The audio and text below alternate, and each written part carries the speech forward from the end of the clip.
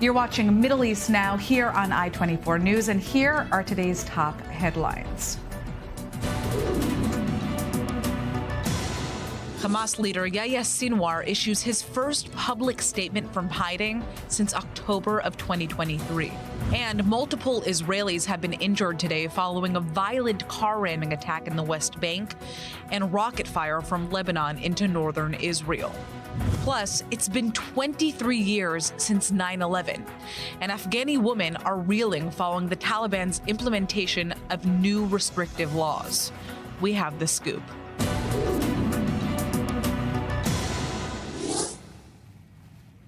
I'm Natasha Kirchek, and this is Middle East Now.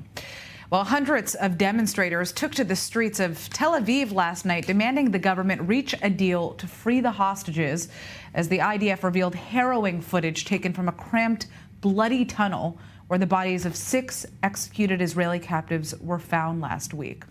Now, the families of the hostages say that the video leaves no doubt that their loved ones suffered until their very last breaths, and they're now warning that the lives of the remaining 101 hostages in Gaza are hanging by a thread.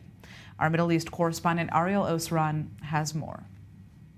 10 days after their bodies were discovered by Israeli forces, the IDF released chilling footage of the terror tunnel in southern Gaza and the horrific conditions in which Hamas terrorists held the 6 Israeli hostages: Hersh Goldberg Poland, Eden Yerushalmi, Carmel Gat, Alexander Lubanov, Almog Sarusi, and Ori Danino, and where they were executed just a day before.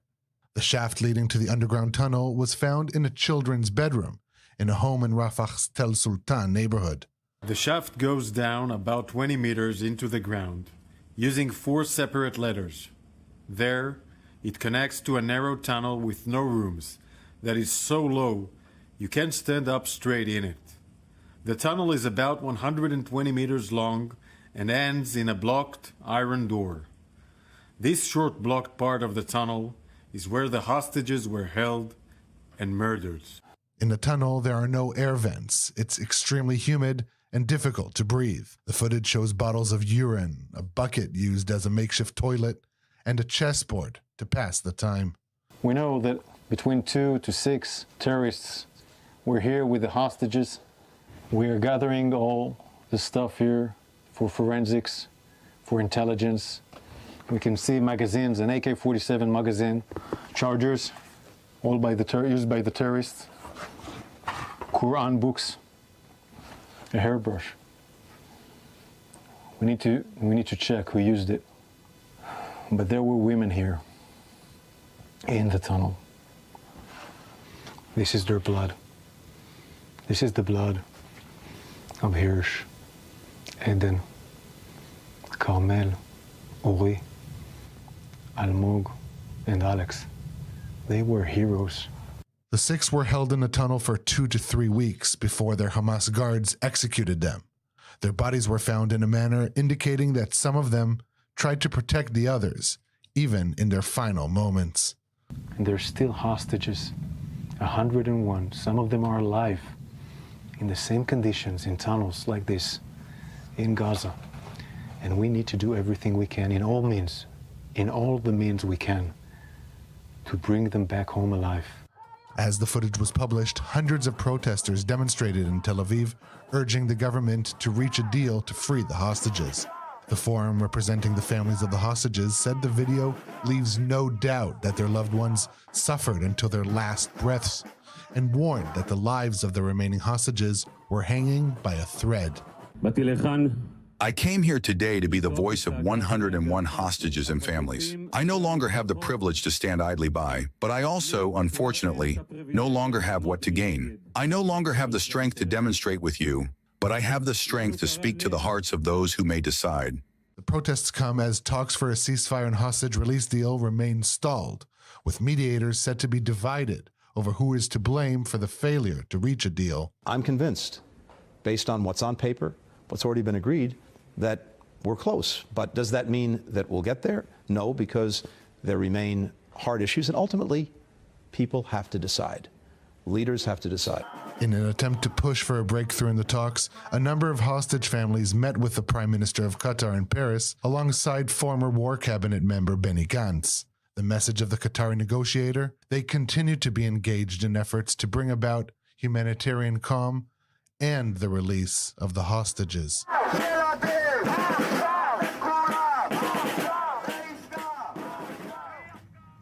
I'd like to turn now to our guest in the studio. We have Shiri Fein-Grossman joining us. She's a member of the Forum Dvora, Women in Foreign Policy and National Security. So, the situation seems to be becoming more and more dire for the families of these hostages. Obviously, the news that 6 hostages who had survived almost a year in captivity were murdered in cold blood just a week ago has shaken the families who are still hoping that their loved ones are going to be able to come back in a deal. But the question is right now whether or not there's really any hope for that deal, given the fact that there still seems to be a major discussion and challenge with the Philadelphia corridor, more specifically, something that Israel's not willing to move on.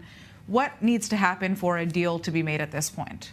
Well, first of all, we're in this perpetuous news cycle with presidential debates that we're probably getting to later, and news every day about, soldiers and human lives ruined, both in Israel and in Gaza, and in the West Bank, and in Lebanon, and in north of Israel. What we've just seen is just horrific. And I think, the human mind and eye, we're getting used to watch this human suffering of people held in such horrific, terrible conditions, human conditions.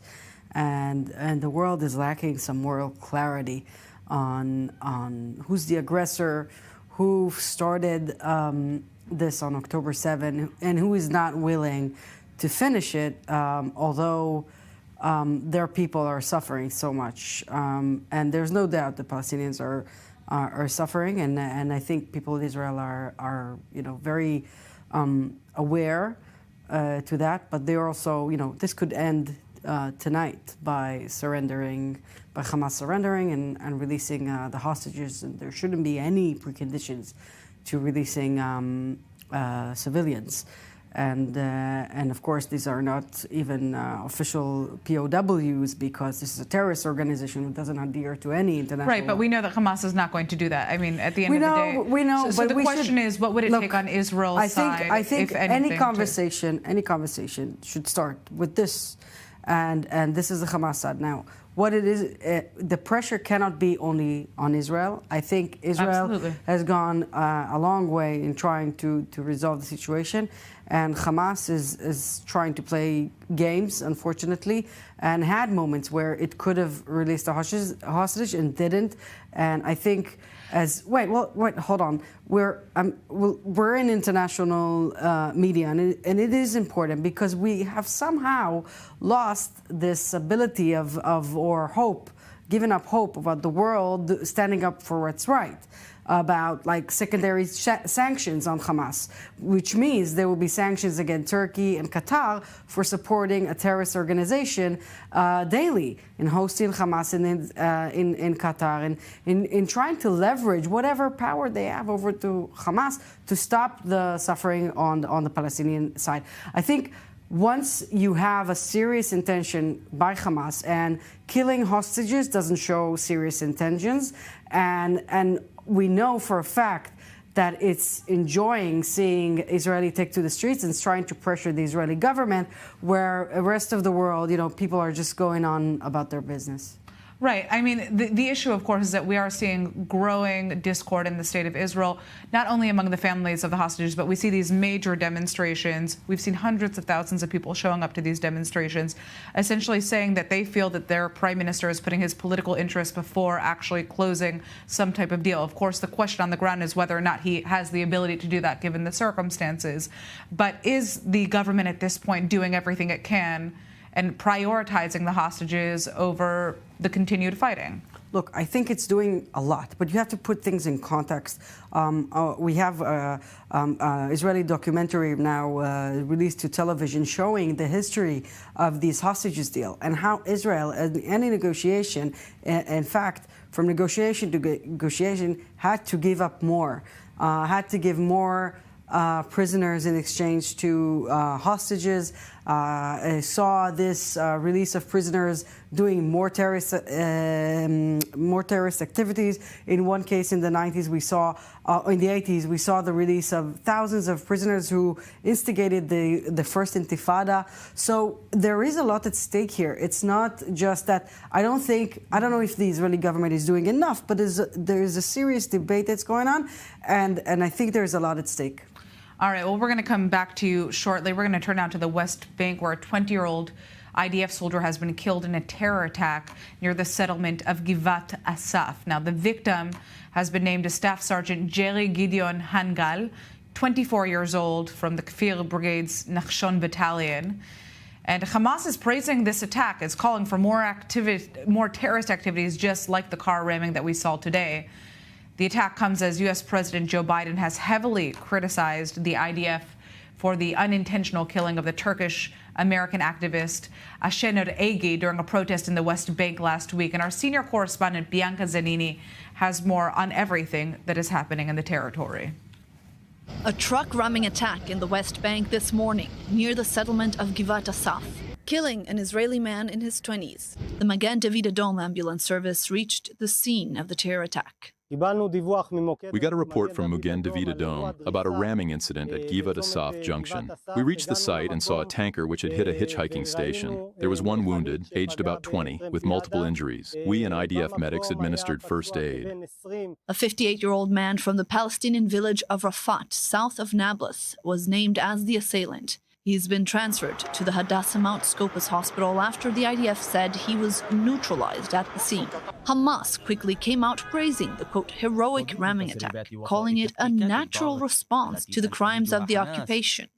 The terror group did not claim responsibility, but called for further attacks in the West Bank. Meanwhile, Israel on Tuesday said it was highly likely that the IDF, quote, indirectly and unintentionally shot a 26-year-old Turkish-American woman who was killed at a protest in the West Bank last week, prompting a strong response from the U.S. Her killing was both unprovoked and unjustified. No one should be shot and killed for attending a protest. No one should have to put their life at risk just for freely expressing their views. In our judgment, Israeli security forces need to make some fundamental changes in the way that they operate in the West Bank, including changes to their rules of engagement. In a statement, President Joe Biden said he's outraged by the death of the activist Şener Egi and that Israel must do more to prevent similar incidents. Well, apparently it was an accident, ricocheted off the ground, and we got hit by accident, but I'm working that out now. The president called for full accountability and added that the violence in the West Bank has gone on for too long. All right, I'd like to turn back to our guest in the studio. Now, obviously, Israel has said that it's highly likely that its troops were responsible for the shooting of this Turkish-American activist, and they have launched an investigation into the scenario. But the question is, what can we expect to come of that investigation? In the past, in similar situations, what has the IDF done to perhaps punish those responsible? Well, there's a serious institutions in place, JAG and others, that to investigate these kind of cases. Really clear to see. From what I've read, it's a misguided shot that it was directed in other places and somehow found it. I don't know exactly what happened. I do believe in the still believe in the IDF legal institutions, but I want to put things in context again. We saw in prior to October 7, protests on the border with Gaza. We know today that those protests was actually to test the abilities of the IDF to how they protect the defense. And in the West Bank, we have a very sensitive situation where there's a lot of Jewish residence settlements there, and that could be threatened by what appears to be civilians today, but tomorrow could be terrorists because the Hamas is not wearing any uniform, and we can't really tell who's a civilian and who's an operative, a terrorist operatives, and there are terrorist attacks all the time. So it's not a protest that's going on in Colombia, in New York. It's a protest that's going on in the West Bank while hostilities are in place, where things are very sensitive. There's a lot of violence. The IDF has found 100-kilo bombs.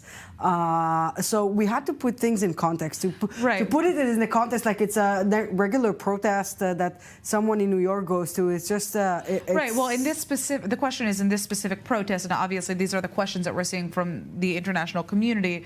If the IDF was aiming at an instigator, what was it that instigator was doing that deems being shot at with live fire? Right. If people are burning tires, if they are throwing rocks, is IDF policy to then shoot with live fire or with rubber bullets? I mean, what happens? What directions are these soldiers given in scenarios like that? I'm sure that will be investigated. But I'm just saying, look, it's not that you can see this with eyes of people are in Washington or New York or in London, when you don't understand the circumstances, how things are so delicate, and says that we are at war here.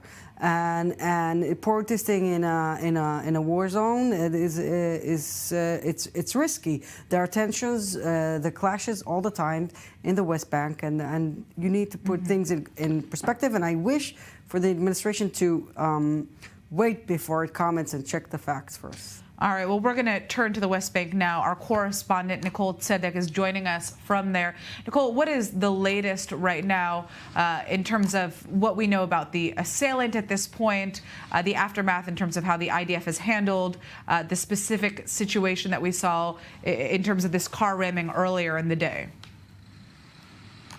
Well, right now, Natasha, we are on the side of the road here on Route 60 because, as you can see behind this traffic here, there's actually a police stop. And this is what we've been seeing along Route 60 throughout the day since that car ramming attack about 10 hours ago. And so there's still a portion of Route 60 that is still closed off. This is a main highway in the West Bank that runs all the way from the northern part of the West Bank to the south. And so this portion is closed off. And the reason that 10 hours later, after this initial attack, it is still closed off is because, at least as of an hour ago, according to these troops, they were still clearing that massive gas tanker.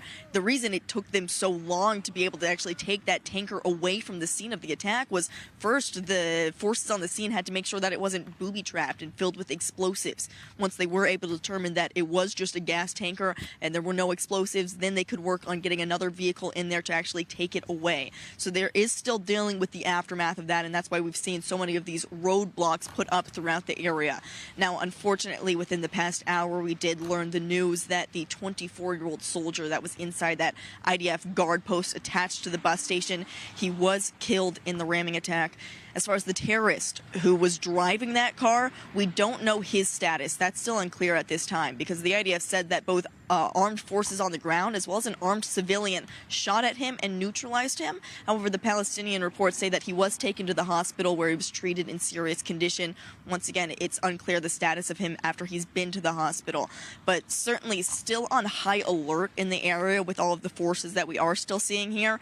But throughout the day, we have seen traffic moving a little bit more frequently, and this is a highway with both Palestinian and Israeli settlers driving up it because, as I mentioned, it's a main route, Natasha, and so most of these people, especially as night falls, they're trying to get back to their homes and just trying to go to bed despite all of the chaos that did unfold today.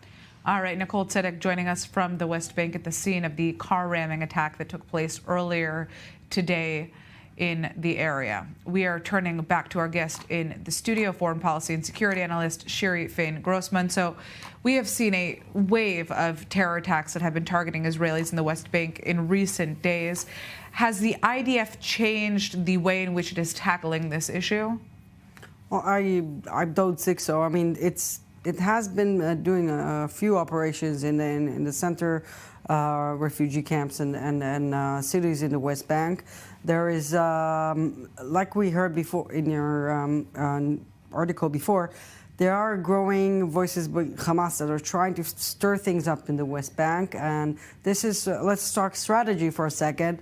What the IDF would like to do is have a very focused, short, extensive operation only in Gaza, while our enemies are understanding that this is the strategy and are trying to flame up other arenas, so that way they can divide and make the IDF overstretch his capabilities.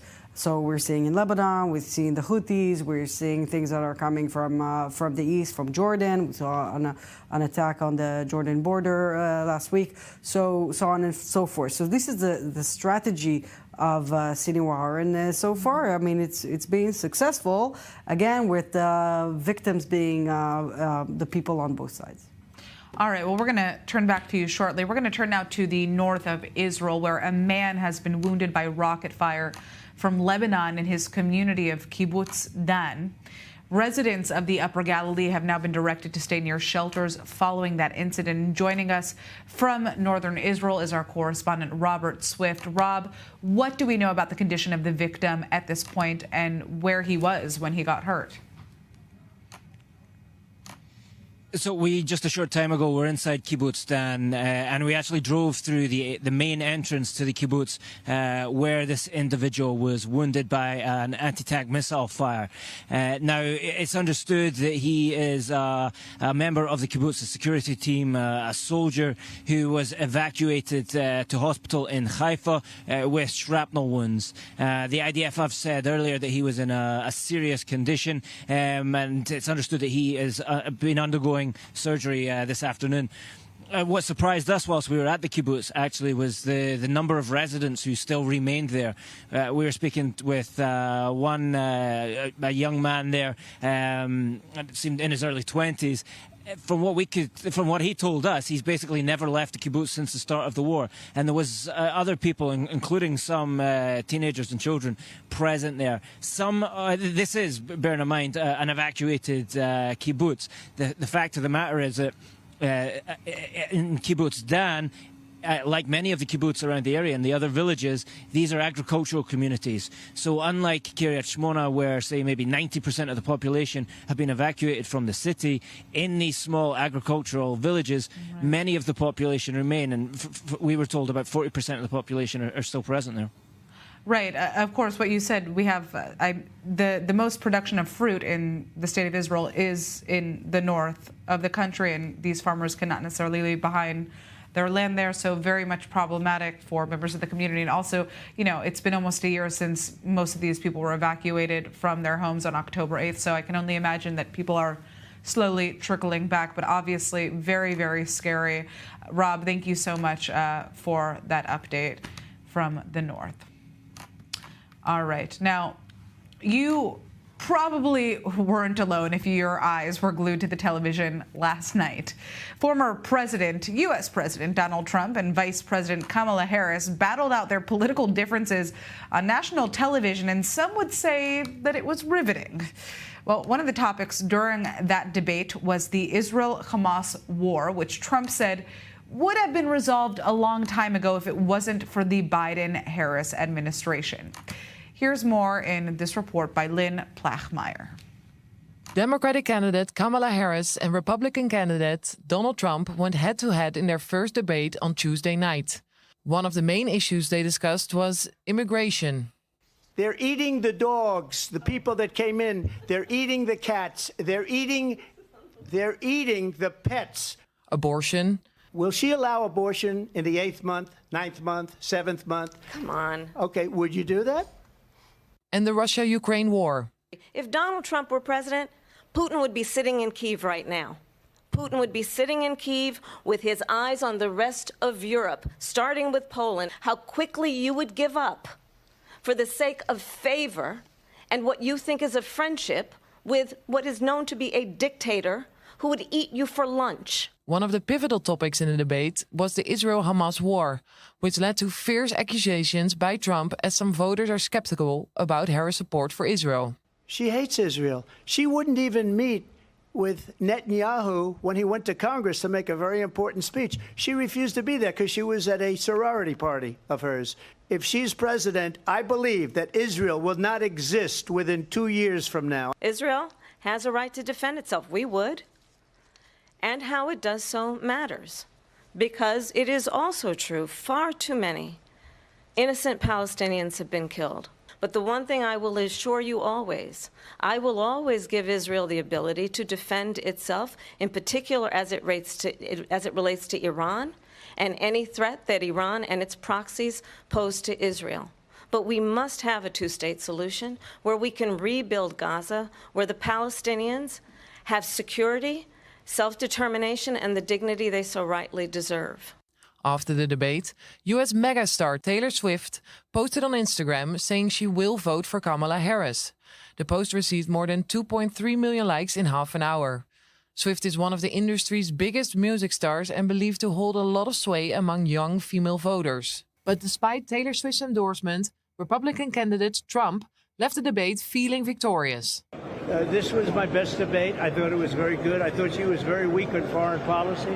She was very weak on the border, and I'm very happy. Ever since Biden dropped out of the race due to concerns over his ability to lead the country for a second term, the polls have been almost evenly divided between the two candidates. With only 56 days until the election, this debate can be a game changer for the future of the United States. All right, we are going up for a quick commercial break, but don't go anywhere because we're going to be back shortly. And we're going to be discussing Hamas leader Yahya Sinwar, who's resurfaced and issued his first message from hiding since October of 2023. We have all of the details. You're not going to want to miss this, so stick with us on Middle East Now. We'll be back shortly.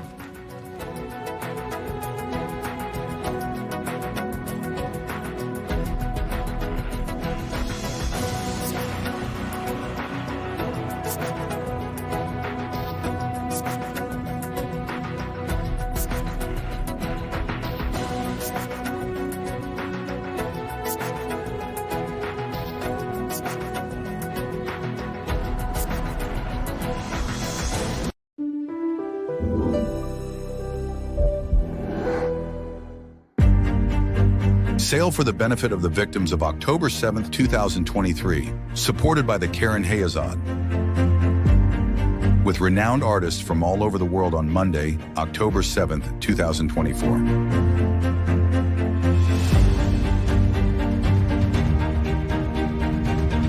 View the complete catalog and access remote purchase orders on aspacefineart.com and Karen-Hayasad.fr.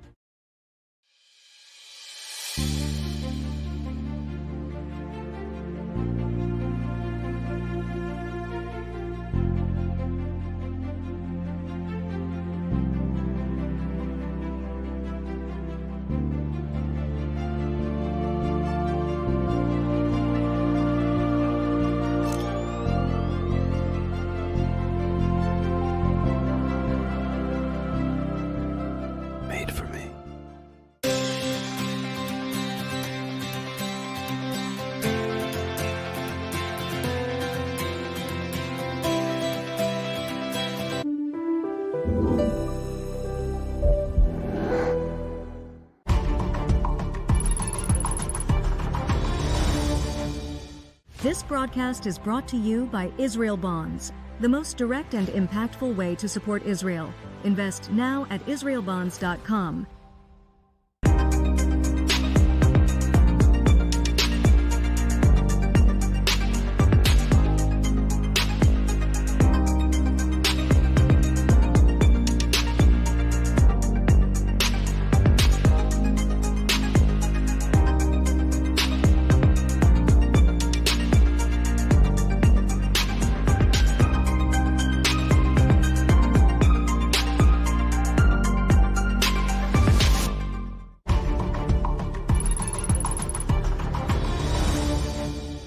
This broadcast is brought to you by Israel Bonds, the most direct and impactful way to support Israel. Invest now at israelbonds.com.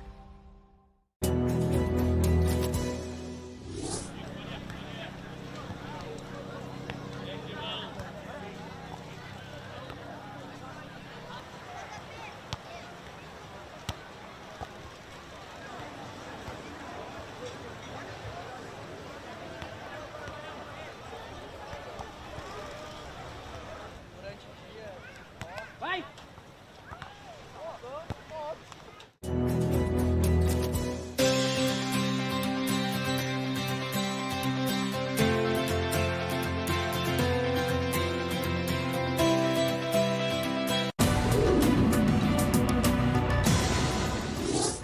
And we are back on Middle East now. I'm Natasha Kirchuk, and thanks for sticking with us.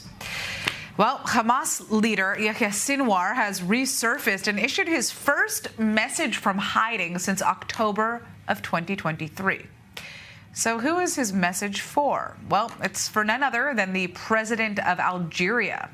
Definitely a unique choice. Sinwar has released a statement congratulating Algerian leader Abdelmadjid Tebboune on his re-election. Since the Israel-Hamas war began, Sinwar has only made one other official statement in late October when he offered the immediate release of hostages in exchange for the freedom of all Palestinian prisoners held in Israeli jails. And also, get this, Gal Hirsch, the Israeli government's official point person on efforts to free the Israeli hostages from Gaza, has told Bloomberg News that Israel has offered Hamas leader Yahya Sinwar an out.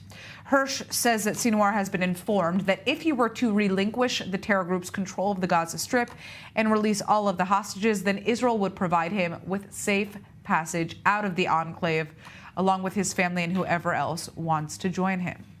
Well, joining us now on Zoom to further discuss this is Fatah activist Samer Sinijlawi, and we also have Shiri still with us here in the studio. But Samer, I'd like to turn to you first. I'd like to discuss the fact that we just heard from Sinwar for the second time since October 7th. Why would Sinwar choose to now resurface with his only second public statement to congratulate the Algerian president? Why is Algeria important to him? I think Algeria is one of the countries that still have diplomatic relations with the regime of Hamas. It's a few countries who still, have diplomatic ties. And now Sinwar has been recently elected to be the head of Hamas. So in a way or another, he maybe found himself out of protocol that he needs to give this message. But I think now he's trying, to tell everybody, I'm still there, I am still controlling, I do communicate, I know what's happening all around me. So the Algerian president was elected. Immediately I received the results and immediately I issued a statement. So it's to show that he is still controlling, he is still able to function, and whatever has been happening around him does not disturb his command on things. These are the couple of messages that he maybe wanted to deliver to the outside. I think mainly it's locally to the Palestinian people, I am still here, and to the Israelis, I'm still here, I'm still controlling, I am functioning. Right. I mean, but obviously he could have issued the same kind of congratulations to Pezeshkian, the Iranian president, when he was elected. There were other moments, I guess, in which he could have shown his strength, per se, his political strength, if that's what his point was. It's very hard for me really to predict what were his motivation. Sinwar is a black box. What came to his mind to issue this statement, I can guess, I can give some guesses, but, I really don't find that there is a very reasonable motivation behind issuing this particular statement. But, he has done this, and it at least it shows that he is well connected. And everybody knows that Sinwar is still well connected with the other world, because all the process of negotiations upon the release of the hostages are managed to him. So everybody knows that information goes to him and he, replies back.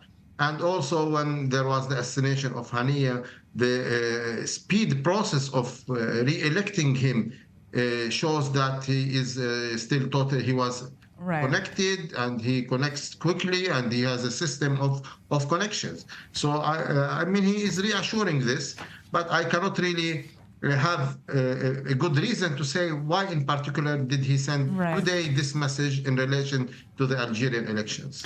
All right, so let's talk about, the allegation. Gal Hirsch essentially said that Israel has offered Sinwar the ability to essentially escape the Gaza Strip with his family in exchange for releasing the hostages and essentially handing over power and leaving Hamas behind, per se. If this is true, how can we expect Sinwar to respond? Sinwar will not respond to this request. This is a bad deal for him.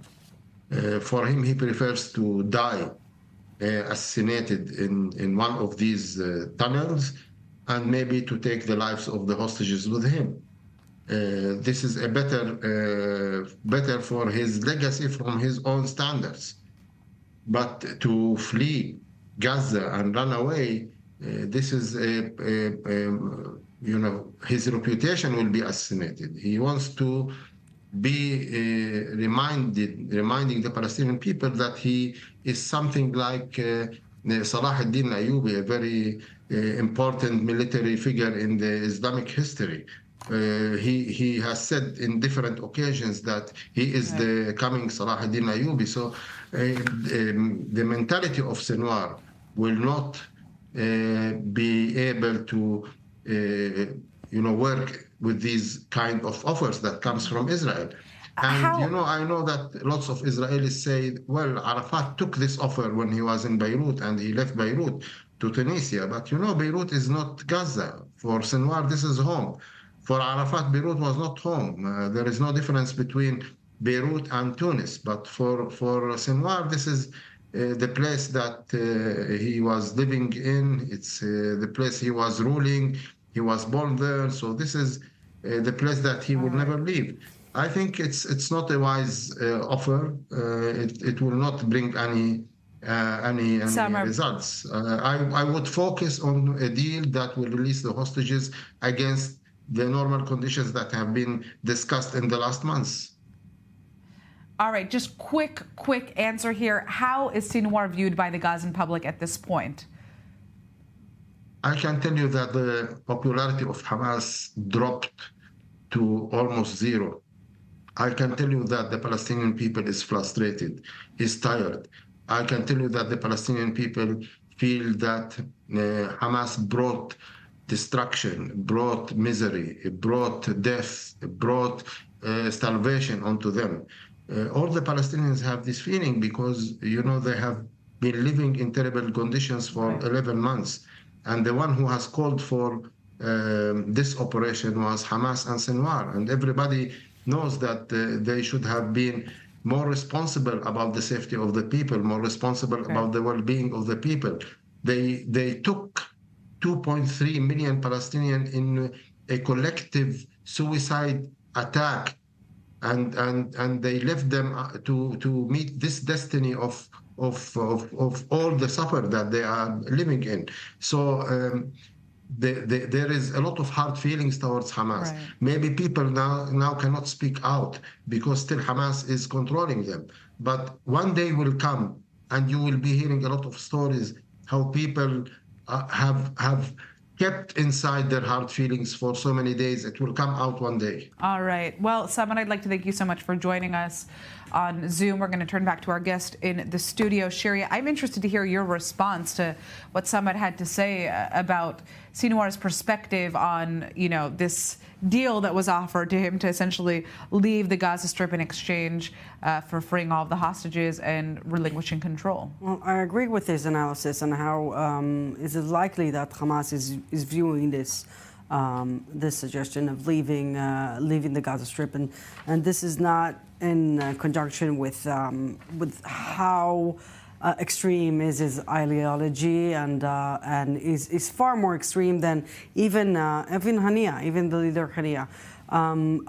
But having said that, I do disagree deeply, unfortunately, with what he said, that most of the Palestinians are disappointed of Hamas. And I hope that it's true, but we saw in a survey done by Dr. Khalil Shkaki in June that most of the Palestinians, 67%, still support Hamas and think that October 7 was justified. Well, the IDF actually released statistics saying that was false and that Hamas was influencing those statistics. They say, according to what the IDF believes would be the correct statistics, that it would be really more like 30% of the Gazan population that supports Hamas. And the next thing is you have to differentiate between the Gaza Strip, which I agree there was a drop in support for Hamas even before October 7, might be one of the causes why he went for this. But in the West Bank, we do see a rise in popularity of Hamas. That is true. And again, the alternative is not just as bad, but is not a good option as well, which is of course Mahmoud Abbas, who's not shown any leadership to his people by corruption, to say the least, in the last couple of years. Yeah, and I just want to clarify that the statistics that I referred to that the IDF released were based on a document that was found in the Gaza Strip. So it's not IDF making these numbers up, but according to statistics that they found in Arabic writing within the Gaza Strip. All right. I'd like to thank you so much, Shiri, for joining us. We are going to be turning now to Iran, a different topic here. Iran's new president is on his first overseas tour since taking office. Masoud Pezeshkian has landed in Iraq, the goal being the strengthening of already strong ties and also to lessen Iran's economic suffering and diplomatic isolation. We have more in this report by Jody Natelevitz. Newly elected Masoud Pezeshkian's first foreign visit as Iranian president has taken him to Iraq. The relationship between the two countries being crucial for economic, political, and religious reasons. And this trip indicating plans to further deepen the ties with the strategic partner of Washington and Tehran as tensions in the region increase. The more moderate Pezeshkian began his 3-day visit with Iraqi Prime Minister Mohammed Shia al-Sudani on Wednesday. Baghdad stated that the meeting will involve signing agreements in commerce, agriculture, and communications, as well as a discussion of the Middle East and Gaza conflict. Iran's Foreign Minister Abbas Araghchi saying, quote, "We want to see Iraq develop, grow, be prosperous and strong on our borders, and any economic project that achieves this goal enjoys our support." Ever since Saddam Hussein was overthrown by an invasion spearheaded by the United States in 2003, Tehran has been progressively consolidating its influence in Iraq. Iraq has Iranian-supported armed groups integrated into its security forces, as well as being home to 2,500 American troops, making it an unlikely partner for the U.S. and Iran.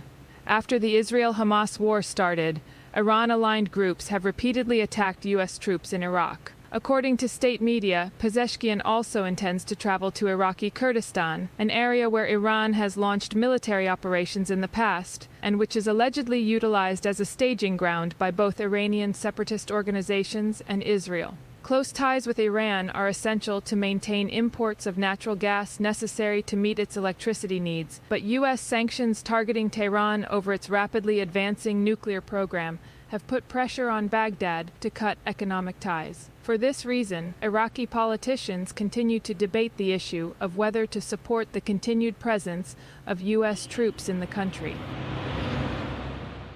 Well, joining us now is former spokesperson to the Deputy Prime Minister of Iraq, that would be Intifad Kanbar. Now, Iran's visit comes as the U.S. and Iraq are negotiating the full withdrawal of American troops from Iraqi territory. So should the United States be concerned about making such a move, given the close ties that we're seeing between both Iran and Iraq? Good evening, or good afternoon. I may add to it. 5 members of Congress last week wrote a very blistering letter to President Biden. They're just conveying you what's happening in Washington. And in this letter, they detailed how the Iraqi Ministry of Oil and the Minister of Oil, Hayyan Abdel Ghani, is facilitating and acting as an agent for smuggling Iraqi oil. Followed by yesterday, the Wall Street Journal had a very long article, about 10 pages article by David Cloud, detailing how Iraq is smuggling oil and the Iraqi government is completely complicit in smuggling oil for Iran. Iraq now is basically a kitchen for sanction busting for Iran. I may add to you some scary number. Every day, the Iraqi central bank convert $250 million selling to the private market in Iraq, which amounts to about $5 to $6 billion a month.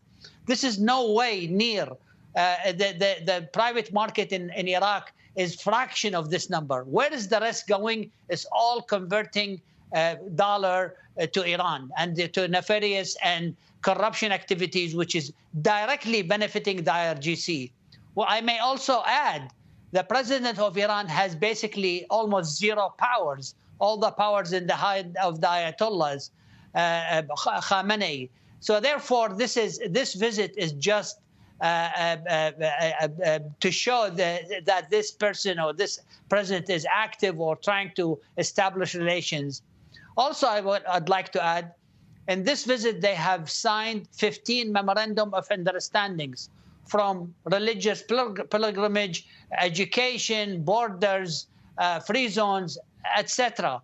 But make no mistake, every one of these memorandum, as innocent as it may look, is a sanction-busting scheme. Even in the religious pilgrimage, Iran had engaged in kidnapping an Iranian pilgrimage who came to Najaf and Karbala from Europe, living in Europe. He's an Iranian opposition. They kidnapped him from the holy sites and took him inside Iran and executed him. So this visit is not going to change anything. But what's most troubling, despite the letter from Congress, which is 5 members of Congress wrote, the oil minister was invited and they urged Washington not to let him enter Washington or enter the United States. Despite that, the visit went on, and he came to Washington, and he is the biggest sanction buster for Iranian oil smuggling. All right, I'd like to thank you so much for joining us. We are going to turn now to China. Totally different topic here. The second highest ranking official in China, Chinese Premier Li Qiang, is visiting Saudi Arabia and the United Arab Emirates this week. Now, his visit comes following an invitation from the leaders of both Gulf nations. And joining us now to discuss what we can expect out of this visit is NATO and international affairs expert Tommy Steiner. So, Tommy, why is this visit happening right now?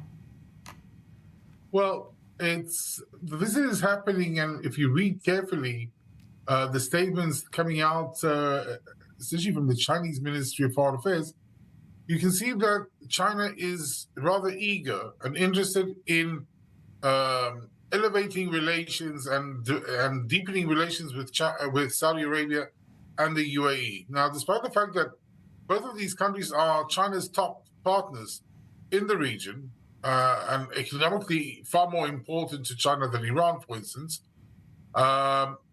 there is some sort of dissatisfaction, at least in China, with the current level of negotiations. The Chinese have offered Saudi Arabia and UAE to join the BRICS forum. UAE has accepted. Saudi Arabia has not accepted nor denied, and it participates in some activities of BRICS.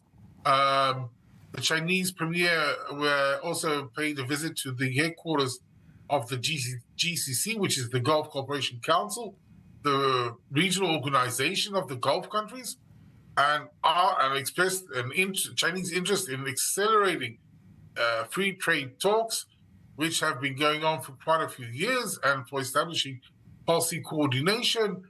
And I haven't seen any deliverables yet, but from what I see until now, there's not much to show for you. And this comes again on top of the already meeting that was held several months ago in Beijing between the Arab foreign ministers and the Chinese foreign minister. And also there were very limited deliverables. So China is pushing and is trying to deepen relations because it understands that Saudi Arabia and UAE are also eyeing Washington.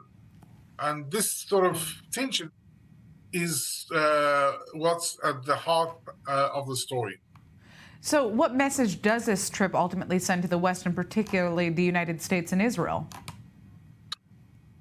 Well, Israel is not a topic on this part of the visit, although it should interest Israel considerably, because essentially the Saudis and the UAEs are also using this opportunity to indicate to Washington that, if the talks between the United States and Saudi Arabia towards a defense pact which would also include the normalization with Israel, are not progressing, Saudi Arabia has alternatives.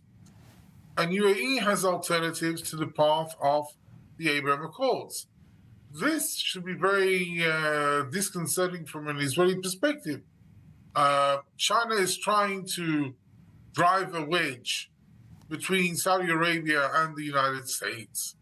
And while Saudi Arabia and UAE are playing hedging games. All right. Well, Tommy, I'd like to thank you so much for joining us, giving us your insight on this topic. We're going to be turning now to the United States. It is hard to believe, but today it has been 23 years since 9/11, the devastating day that al-Qaeda terrorists hijacked 4 airplanes, crashing them into the Twin Towers in New York City, the Pentagon in Washington, D.C., and a field in southwestern Pennsylvania. Now, just like every year, the family members of the over 3,000 victims are gathering at Ground Zero in Manhattan to read out their names and to remember the loved ones that they lost. And as you might remember, following 9/11, an international coalition led by the U.S. invaded Afghanistan to destroy the terrorist organization al-Qaeda. Well, that war lasted for 2 decades, but in 2021, the U.S. withdrew from the country and the Taliban took back control. Afghan girls are now banned from attending secondary schools, accessing university educations, and are also ordered to cover their faces and bodies in public. And joining us now is Mariam Wardak. She's a founder of the NGO Her Afghanistan. You know, we're seeing a lot of anger from the United Nations, from the international community, blasting the Taliban's new morality laws that they have established in recent months. What are these laws and what do they enforce? Well, the new morality law introduced by the Taliban focuses primarily on enforcing a strict interpretation, and I want to highlight interpretation of Islamic principles. And this is particularly targeting women's freedoms and their societal behavior. These laws typically dictate our dress code, restricting women's movement without male guardianship, imposing limitation on education, employment, and pretty much participation of public life. Now, this kind of reinforces traditional gender role and public morality. I mean, introducing punishment for perceived violations of these codes. And I would like to comment on the fact that all of these international actors are coming out and making statements. I mean, statements mean nothing to the Afghan people. Sympathy and empathy mean nothing. We want to see actions. It's because of the international actors we do have the Taliban making such abuses towards women, shall one say. Now, you know, what does this tell us about the Taliban's leadership in Afghanistan, a group which has claimed that they have reformed themselves, that they're not going to revert back to their oppressive policies against women? We also know they're seeking international legitimacy. So why are we seeing the continuation of these types of policies? Well, the Taliban's actions indicate a significant gap between their claims of reform and their reality on the ground. Now, despite their promises of modernization and respect for women's rights, these laws enforce their actions in the past. Now, this does undermine their credibility and leadership, willing to adapt to contemporary values and international norms, particularly regarding gender equality and human rights. And the leadership, I feel, is not the only actor who makes decisions on women's participation in the public life. I think that countries that have provided safe havens for Afghanistan benefit Afghanistan being in such an unstable environment. And as we know, that when you remove women from the public life or inclusion of their own country's evolution, it's unstable and there is more opportunities for conflict to continue. Right. Well, you know, what does the Afghani public think about these policies? NATO forces were viewed as occupiers, but is the public happy that they're gone? Well, the public opinion in Afghanistan is quite complex and varied. While NATO forces were indeed seen as occupiers, the current Taliban policies are deeply unpopular. The policies are unpopular, but majority of the Taliban are welcomed, especially in the rural area. Just to provide a little context to your viewers is that about only 30 to 35% of the population in Afghanistan has electricity, and that's not even 24 hours. So the rural areas were very disconnected from the urban areas. So these policies don't really affect the rural areas as much as they do the urban. So the Taliban are welcomed in the rural areas where the NATO forces were not welcomed, and many of the people who are in the urban areas are quite relieved that the occupiers have left Afghanistan.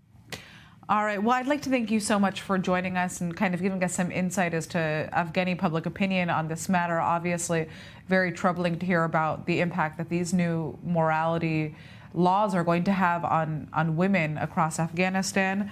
And then just, to think that 23 years ago, we saw the invasion of Afghanistan, the removal of this group, and now they're back in power. Just absolutely wild. But that is it for now from Middle East Now. I'm Natasha Kirchuk. Thank you so much for joining us, but don't go anywhere. We'll be back shortly, this time with the rundown.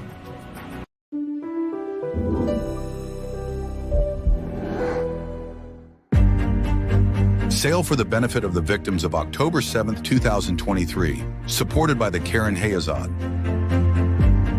With renowned artists from all over the world on Monday, October 7th, 2024.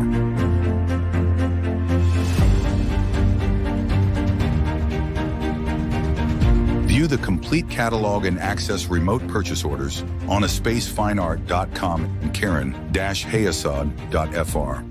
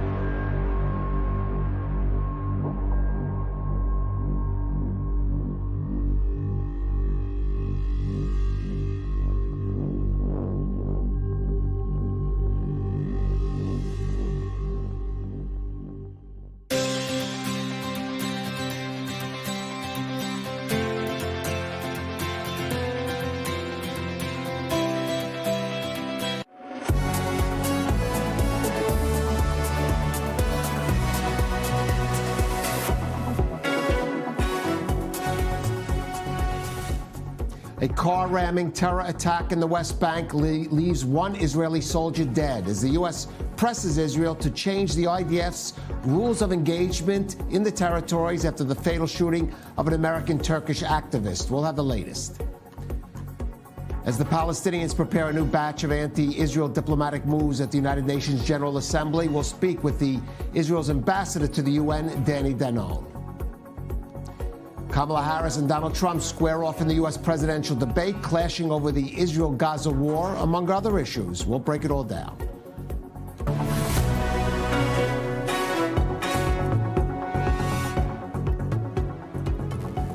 This is the Rundown on I-24 News. I'm Caleb Ben David. A day of violence and military activity on several fronts today for Israel. In Gaza, 2 reserve soldiers from the IDF Search and Rescue Unit, Sergeant Majors Daniel Alush and Tom Ishalom, were killed when their Black Hawk helicopter crash-landed near Rafah. The causes of the accident are under investigation. In the West Bank, IDF Staff Sergeant Jerry Gideon Hankal was killed after a Palestinian driver rammed a gas tanker into a bus stop outside the community of Givat Asaf near Ramallah. The attacker was neutralized at the scene. IDF forces were in action at several other locations across the West Bank, including an airstrike against a terror cell in the town of Tubas that killed at least 5 there, this according to Palestinian sources. Meanwhile, the U.S. is pressuring Israel to change the IDF's rules of engagement in the West Bank following the fatal shooting of a Turkish-American activist at a Palestinian protest last Friday. Senior correspondent Bianca Zanini has more in this report. A truck ramming attack in the West Bank this morning near the settlement of Givat Asaf, killing an Israeli man in his 20s. The Magen David Adom ambulance service reached the scene of the terror attack. We got a report from Magen David Adom about a ramming incident at Givat Asaf Junction. We reached the site and saw a tanker which had hit a hitchhiking station. There was one wounded, aged about 20, with multiple injuries. We and IDF medics administered first aid. A 58-year-old man from the Palestinian village of Rafat, south of Nablus, was named as the assailant. He's been transferred to the Hadassah Mount Scopus Hospital after the IDF said he was neutralized at the scene. Hamas quickly came out praising the, quote, heroic ramming attack, calling it a natural response to the crimes of the occupation. The terror group did not claim responsibility but called for further attacks in the West Bank. Meanwhile, Israel on Tuesday said it was highly likely that the IDF, quote, indirectly and unintentionally shot a 26-year-old Turkish-American woman who was killed at a protest in the West Bank last week, prompting a strong response from the U.S. Her killing was both unprovoked and unjustified. No one should be shot and killed for attending a protest. No one should have to put their life at risk just for freely expressing their views. In our judgment, Israeli security forces need to make some fundamental changes in the way that they operate in the West Bank, including changes to their rules of engagement. In a statement, President Joe Biden said he's outraged by the death of the activist Esnor Egi and that Israel must do more to prevent similar incidents. Well, apparently it was an accident, ricocheted off the ground, and it got hit by accident, but I'm working that out now. The president called for full accountability and added that the violence in the West Bank has gone on for too long. Well, for more, let's go to our correspondent, Nicole Tzedek, who was at the Givat Asaf junction there in the West Bank, where today's terror attack did take place. Nicole, give us more of a sense of what happened, and of course, the identity of the soldier now has been released.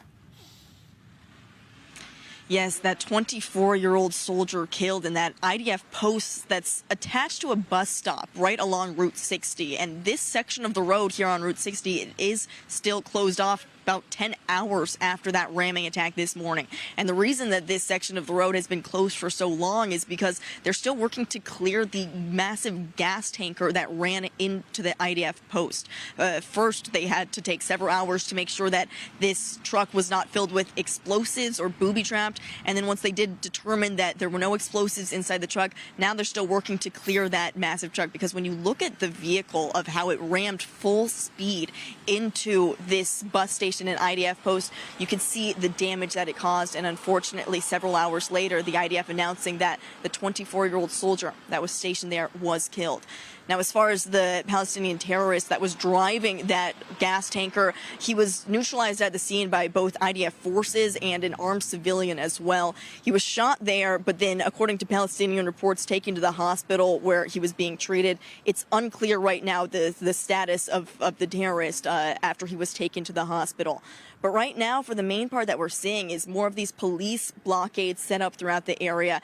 Definitely a time of high alert, especially as these counterterrorism operations still continue. This isn't happening where we are, because right now we're in the central part of the West Bank. But in the north, that's still where we're seeing some of these counterterrorism operations that have been taking place for several weeks at this point. The largest scale counterterrorism operation that we have seen in decades.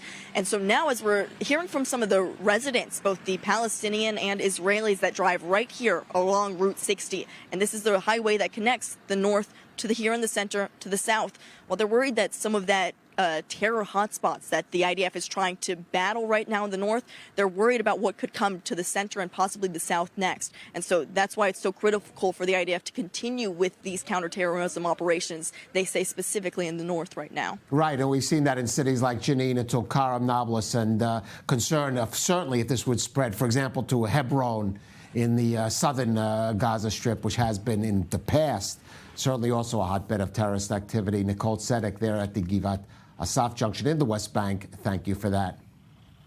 Now, Prime Minister Benjamin Netanyahu was in the West Bank today. He stopped at an IDF observation post overlooking Israel's border with Jordan. Here's what he had to say there. We are in a multi-front struggle. To my sorrow, we lost 2 fighters today in Rafah. We send condolences from the bottom of our hearts to their families. In this multi-front struggle, we know that we need to secure our eastern border with Jordan. This is a border of peace. We are partnering with the Kingdom of Jordan to ensure that it remains so. But in recent days, the challenges have grown. There is an attempt to smuggle both terrorists and weapons across Jordan into Judea and Samaria and into the cities of Israel. We are working here in cooperation with all parties to stop this. And joining us in the studio for more is Professor Uzi Rabi, director of the Moshe Dayan Center for Middle East Studies at Tel Aviv University, and a senior researcher at the Center for Iranian Studies at TAU, and Zach Anders, our I-24 News correspondent. And Uzi, a border of peace with Jordan. But just a few days ago, we saw a serious terror attack at the Allenby crossing. Of course, 3 Israelis killed there at that key border crossing.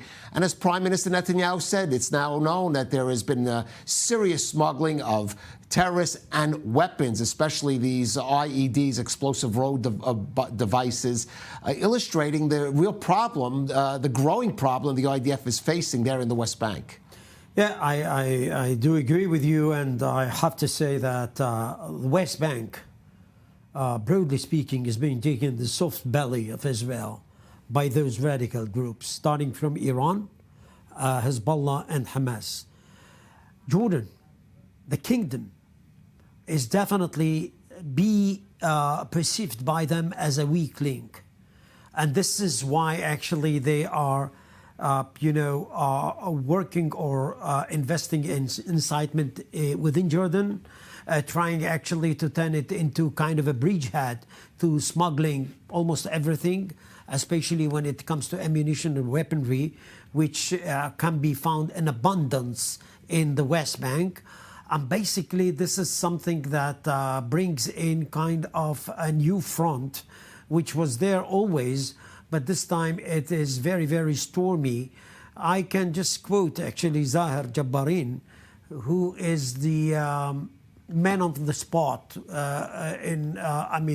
Hamas in the West Bank, a replacement to Saleh al-Aruri, and he says loud and clear that this is the place where a new intifada is going to be erupted. And while looking at those terrorist attacks, you would find it very difficult actually to portray a profile of a saboteur. Why? Because people of all levels are getting into those terrorist attacks. Look at what happened in Givat Asaf today, with this truck. Of course, the Allenby thing is just another case to the point.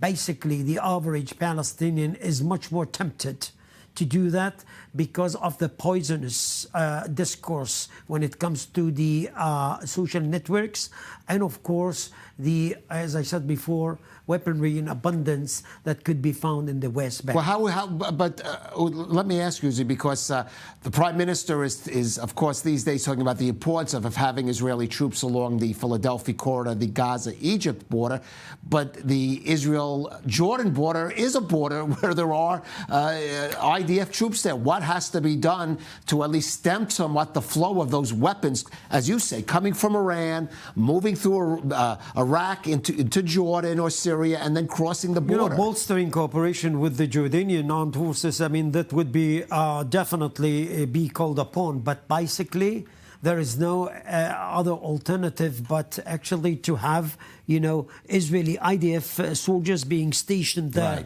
all over the border. And this is something that makes you understand that after the 7th of October atrocities, Israel at large has to change dramatically its posture about how to defend its border. This is the longest borders Israel have with a neighboring state, and definitely, if it is not to be surveilled, what we are going to see there is kind of a real problem. It is already there. Israel must come up with some, you know, things by which to preempt the, you know, the exportation of all that into the West Bank. This is a huge challenge, and you know, we talked about multi-frontal battle. This is exactly actually what the bad guys are having in mind. West Bank, as I said before, soft belly, and this is something that we have to pay attention to. Right, and Zach, I want to just move the other item that Bianca did speak about, which is the President Biden now speaking out about the killing of this young Turkish-American protester activist. There, for those who don't know, there are have been several foreign activists that have come into Israel, and they demonstrate with the Palestinians in protests that turned violent, as that one in Beita did and was killed. The IDF is investigating. As we heard, it was inadvertent, but still, this is a sore point, especially now between the Netanyahu government and the Biden administration, and you're hearing these calls from Washington to change the rules of engagement. Yeah, and I think that the main sticking point for a lot of the political officials in D.C. right now is the head-scratching, why is live ammunition used around these protests? I've been to a protest in the West Bank and seen live ammunition used. But in that moment that I did, it was about a week after October 7th, it was very clear the young man that was with a slingshot throwing a rock was on top of a cargo container and very exposed. Right, we say protest, you could say riot also. So there is violence that breaks out in these incidents. Is if you're working to prevent an inflammation of tension in places like this. I mean, what do we see in really everywhere else when you're dealing with crowd controls and riots? Beanbags, shotguns, and crowd dispersal methods, tear gas, things like that. Live ammunition being used when. And one of these things that I think is going to needs to be focused on a lot is this is a protester that was in the United States, active at these pro-Palestine protests. She graduated in June of this year, and as she walked across the stage at the University of Washington, had a massive Free Palestine flag. Did the state of Israel, as she's coming through Ben Gurion Airport, know who she was? I'm hearing people in D.C. ask those kind of questions. They want to know what level of effort is being taken to track some of these protesters who've been abroad protesting at these other places. When they come to Israel, are they tracked? Are they monitored? Does Israel know who these people are? And then when they go into the West Bank, as they inevitably do, what level or layer is there some sort of apparatus within a government administration that knows where she is, what she's doing, and how she's involved? Obviously, I don't think that level of decision-making makes its way down to field any senior officers that are going to be managing these kind of riots or civil unrest or things like that. But it's a major question if you're trying to prevent inflammation of tensions, if you're trying to prevent things from getting worse, then an American protester going into the West Bank, if you potentially know about her, you shouldn't be shooting in the general direction and risking any sort of diplomatic tensions like this. It goes both ways. Of course, she should, when she's around this kind of disruption and unrest, we know that live ammunition is used for these moments in the West Bank. I mean, that's or should even the Israeli government be stopping her at the customs at the airport, in this case, if they have some sense of background. Some of us of a certain age will remember Rachel Corrie, the young American who was killed in the Gaza Strip over 20 years ago, and that became an issue for years that lingered on between Israel and the U.S. Let's move on now and turn to the U.S. and the United Nations headquarters in New York. Now, it's never an easy time for Israel at the UN, but this week you could say is particularly challenging. For the first time, a delegate from the State of Palestine was allowed to sit among member states in the General Assembly, even though the U.S. vetoed the Palestinians getting that official status in the Security Council earlier this year. It did pass in the GA. Now, the Palestinians are introducing a series of anti-Israeli resolutions as the UNGA gets underway. Meanwhile, UN Secretary General Antonio Guterres has intensified his criticism of Israel even to new levels, calling the humanitarian situation in Gaza, for example, unprecedented and the worst he's ever seen. Well, joining us now doing his second stint as Israel's ambassador to the United Nations is Danny Danon. And Ambassador Danon, first of all, one has to admire your fortitude in returning there to the UN, especially at this really challenging time there. Maybe just talk us through what we're going to see in the GA, because already we could see the Palestinian Authority gearing up with a whole new raft of these anti-Israel steps. Thank you for having me, Caleb. First, I would mention that I never anticipated that I would come back to the UN. But, you know, after October 7th, we're all doing our best to protect the country we love so much. And here I find myself in this hostile place in the lion's den. And like you mentioned earlier, you know, they're focused, obsessed with Israel. Next week, we're going to have every day a discussion about Israel in the Security Council, in the General Assembly. The Palestinians are conducting diplomatic terrorism against Israel. You know, Hamas are fighting our soldiers in Gaza. The PA representatives are doing the same here in New York. You know, they're wearing suits and ties, but they conduct diplomatic terrorism, spreading lies against our soldiers, blaming us for genocide, calling for embargo and sanctions. We are pushing back, and we are focused now convincing the moral majority not to take part in this circus. Right, if there is a moral majority there. But I do have to ask you, Antonio Guterres, the Secretary General, I know in your first stint, despite the fact there were issues between him and Israel, you tried to work productively with him, certainly in certain areas, but he, as I said before, has intensified his criticism of Israel. How would you describe your relationship? How are you trying to work with him? At the same time, he's making these claims about Gaza, at a time when we, for example, just this week, more reports coming out of UN personnel in Gaza being discovered with links to Hamas and terror organizations. Caleb, I believe in engagement. That's part of diplomacy. You know, I meet hundreds of people every week, and I have a lot of conversations trying to build bridges, to present our stand on major issues. But there are some things that you cannot ignore. And I think Secretary General Guterres made a huge mistake after October 7th when he hinted in his word that you can justify what happened. That's unacceptable. And even now, you know, until today, the UN never officially condemned October 7th. I will not accept it. I cannot accept it. You know, the Security Council met dozens of times. We never heard a condemnation, an official one. The General Assembly will meet next week to pass another empty, hollow resolution coming from the Palestinians, but there was no condemnation of the atrocities of October 7th. I will not accept it. I'm fighting this hypocrisy. I'm going to continue to do that, and I expect the Secretary General, as the leader of this organization, to do something about that. It is unacceptable that after the Holocaust, Jews were murdered and the UN is quiet.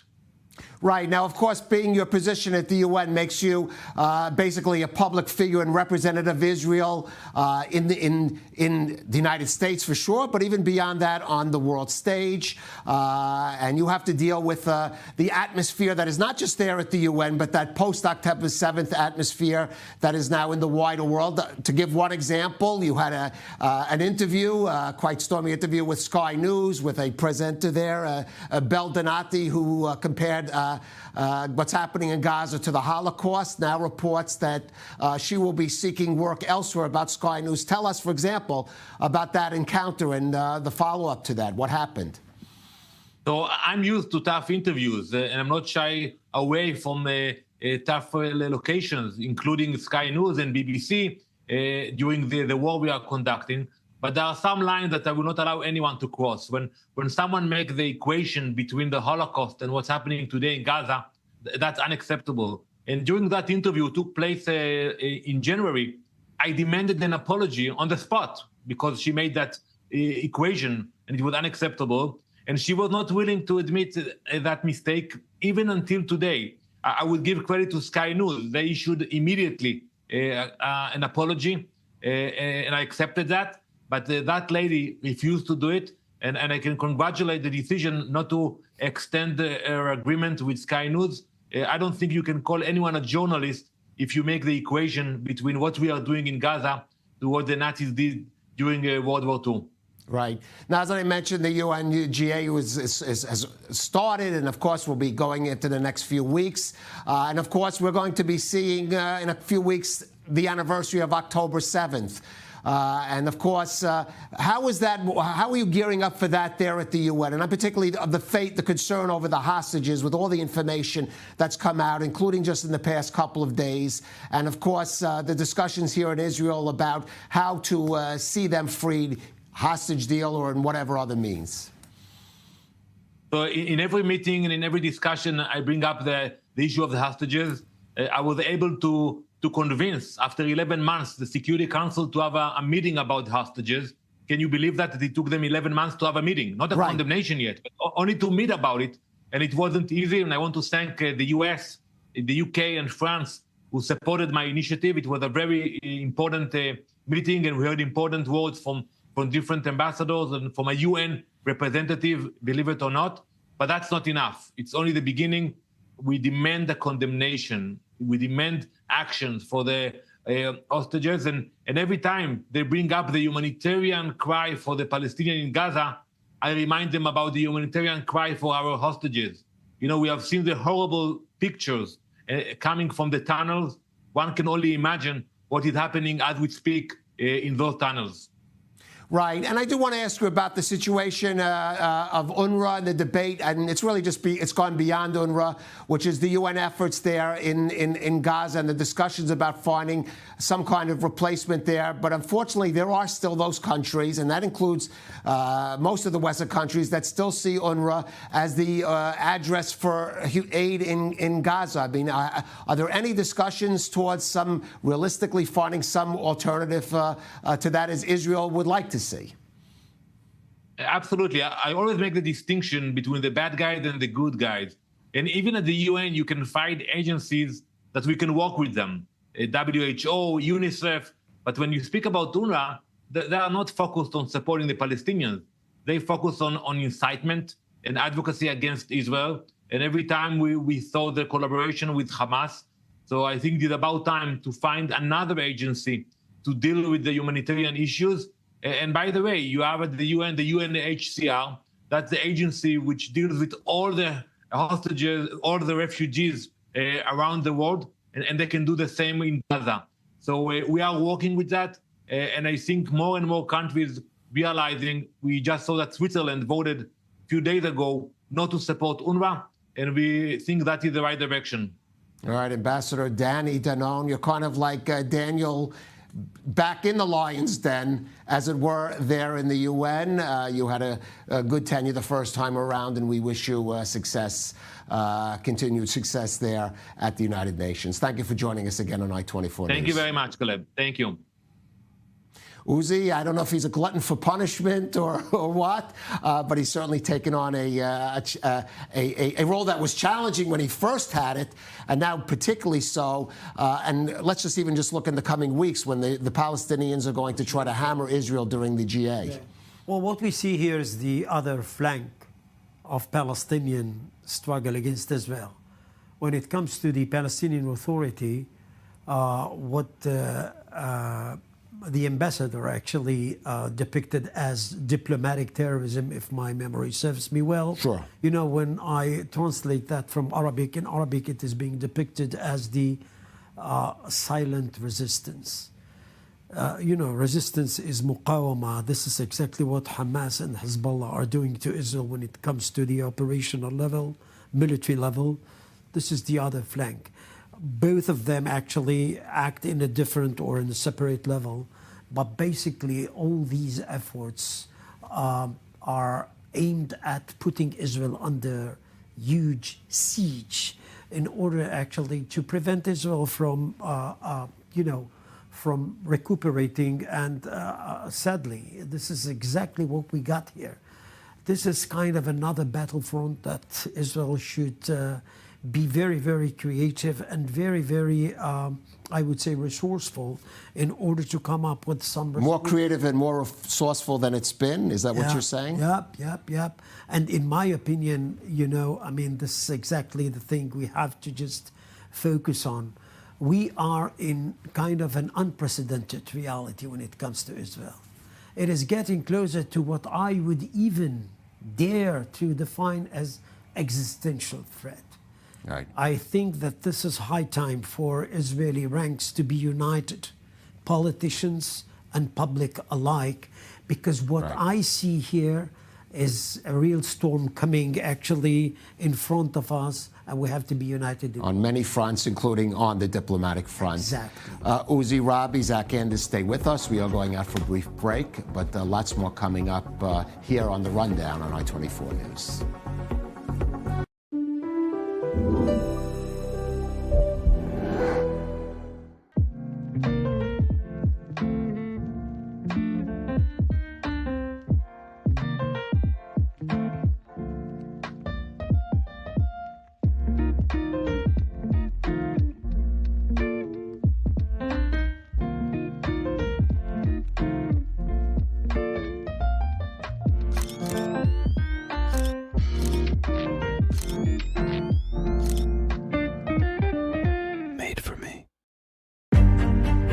Sail for the benefit of the victims of October 7th, 2023, supported by the Karen Hayazad. With renowned artists from all over the world on Monday, October 7th, 2024.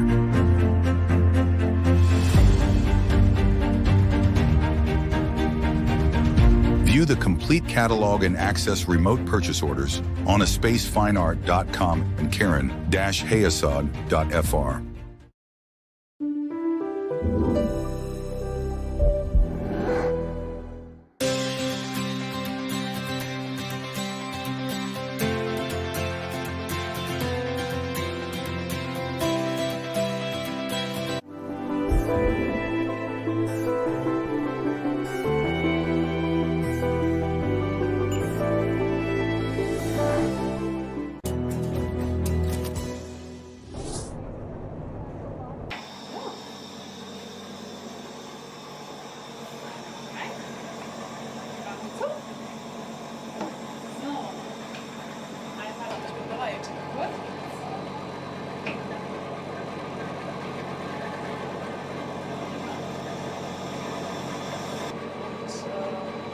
Aber die Temperatur, sehr schön.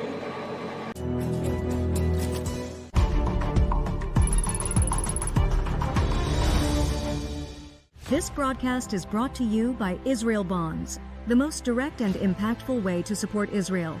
Invest now at israelbonds.com.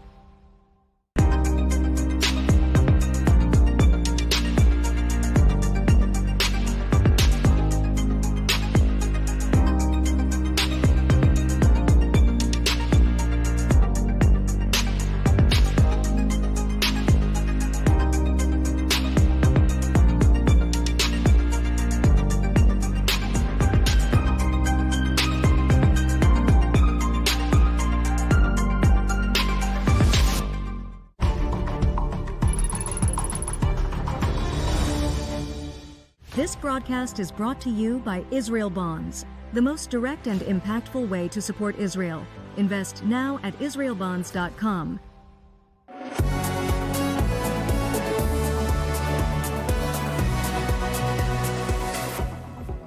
Welcome back to the Rundown on I-24 News. Well, another day of heavy air attacks in northern Israel, with Hezbollah firing upwards of 60 rockets across the border.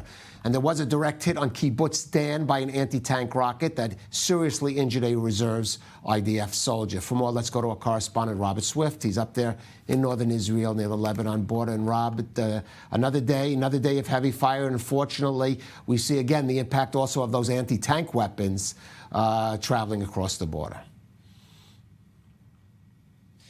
Yeah, indeed. There was an intense burst of activity over about a 2-hour period from about 4 o'clock to 6 o'clock local time.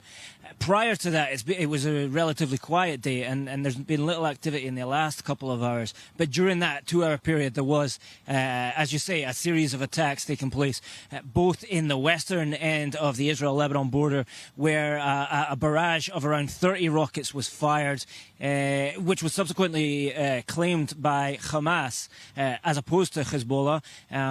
It's been a while since we've seen any of the Palestinian factions taking responsibility for attacks in the north, but they are present in southern Lebanon. But that attack aside, there was also a series of attacks taking place in the eastern end of the Israel-Lebanese border around the Kiryat Shmona area. One of these was a barrage of around 30 projectiles across the border. It looked to us like it was a mortar attack. We saw that as we arrived in the city. And like the most significant of the attacks, the anti-tank missile strike against the entranceway to Kibbutz Dan.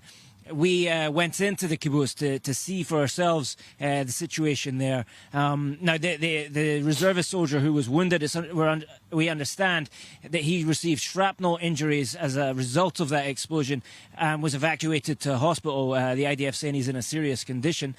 The kibbutz itself is it's one of those that is evacuated, but we're slightly surprised to see the number of people there. One resident told us he thought maybe around 40% of the population were still present. He himself, a young man, he said he'd never left the kibbutz since the beginning of the conflict. Many of the communities in the north, agricultural communities like Kibbutz Dan, they still have a lot of the population there because agriculture is the main part of the economy, and it can't be left on. All right, Robert Swift there in northeastern Israel. Thank you for that. Still with us, Professor Uzi Rabi and our Zach Anders, who has done a lot of reporting from the north, Zach. And striking here again, just like the drones present, the UAVs present a certain security challenge to Israel in dealing with its conventional air defenses. An anti-tank weapon, which one would think more of a battlefield weapon against tanks, but we've seen it used again and again, unfortunately, to devastating effect in these cross-border attacks. And I've talked about it briefly in some of my reports that there was a lull over the spring and summer with these ATGM attacks. There was a huge amount of these attacks that took place from October until January. We were talking about them every night. And then they subsisted, and that in large part, as I was told by the IDF, was because there was such a heavy amount of firepower focused on these areas near the border on the Lebanese side that Hezbollah was finding it very difficult to get any of their men, because these are weapons that need to be fired by personnel on the ground. They were finding it difficult to get their men closer and closer to the border, and that was based on the cross-border fire, or the activity of the IDF being able to push them back away. So Hezbollah picked up the amount of drones that they were using to attack, as of course the rocket threat has persisted at the same level just about throughout the entire conflict, picked up really considerably in the month of August, as we've noted. But as I'm hearing Rob describe, it sounds just exactly like what we were talking about in October, November. Firing at a kibbutz with a line of sight just over the border. So the men, the Hezbollah men, have to be very close relatively for them to be able to have a line of sight, know what they're firing at. They're waiting. They're waiting until they see somebody walk in. They're not distinguishing between civilian and soldier. Sure. And once they have that moment, they take the shot. So I think perhaps speaks to where we at this conflict now, at a year into it, where there was a period where the IDF was having success in keeping them away from the border. Why is there now a moment when they're getting close again? You know, that's, I think, the question. Well, that's a question. And Uzi, regarding Robert's point about being still a population in Kibbutzstan. It is the harvest season coming up here in Israel, and of course that area of the Galilee is a key agricultural area. Work has to be done there, and this just illustrates how this just continued war of attrition in the north is impacting on the country and becoming, to some degree, intolerable. Exactly, and I mean, sadly, this had been planned on for years, actually, to just cut Israel, or to have Israel be cut up in kind of a war of attrition, a multi-frontal battle. This is basically the whole logic of the Muqawama, operation. I think that what we do see here is, first of all, Hezbollah is getting more bolder while actually attacking or targeting civilians. We have to say that. It's becoming very, very dangerous in that regard. It goes without saying that agriculture in that part of Israel is being damaged in kind of a way which is unheard of. And, for me, Caleb, this is something which is really, really needs to be addressed. Why? Because, the whole security zone once upon a time in the south of Lebanon was shifted into Israel. Basically, Israel had lost the north in one way or the other, and this is the severest blow I can imagine to the Zionist ethos. Basically, what Israel should do is just to reprioritize the targets of this war and shift a lot of emphasis to the north, because one way or the other, if we would like actually to bring them back, our civilians, 80,000, something like that, we have to, launch a military campaign. We have to talk to the Americans before, because I don't see any opportunity to have that before November. But basically, this is something that Israel should do. And I'm pretty sure that Israel is planning on that. All right. Well, you did mention just now the U.S. election, as you said. Yeah. Last night in Philadelphia, the Vice President and Democratic presidential candidate Kamala Harris did finally square off in debate against former President Donald Trump, the GOP contender. They clashed on several issues, including the Israel-Hamas war. Lynn Plachmeyer has more in this report. Democratic candidate Kamala Harris and Republican candidate Donald Trump went head-to-head in their first debate on Tuesday night. One of the main issues they discussed was immigration. They're eating the dogs, the people that came in. They're eating the cats. They're eating the pets. Abortion. Will she allow abortion in the 8th month, 9th month, 7th month? Come on. Okay, would you do that? And the Russia-Ukraine war. If Donald Trump were president, Putin would be sitting in Kyiv right now. Putin would be sitting in Kyiv with his eyes on the rest of Europe, starting with Poland. How quickly you would give up for the sake of favor and what you think is a friendship with what is known to be a dictator who would eat you for lunch. One of the pivotal topics in the debate was the Israel-Hamas war, which led to fierce accusations by Trump, as some voters are skeptical about Harris' support for Israel. She hates Israel. She wouldn't even meet with Netanyahu when he went to Congress to make a very important speech. She refused to be there because she was at a sorority party of hers. If she's president, I believe that Israel will not exist within 2 years from now. Israel has a right to defend itself. We would. And how it does so matters. Because it is also true, far too many innocent Palestinians have been killed. But the one thing I will assure you always, I will always give Israel the ability to defend itself, in particular as it relates to Iran and any threat that Iran and its proxies pose to Israel. But we must have a two-state solution where we can rebuild Gaza, where the Palestinians have security, self-determination, and the dignity they so rightly deserve. After the debate, US megastar Taylor Swift posted on Instagram saying she will vote for Kamala Harris. The post received more than 2.3 million likes in half an hour.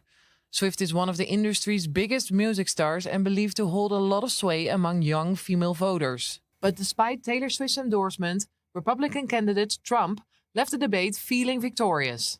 This was my best debate. I thought it was very good. I thought she was very weak on foreign policy.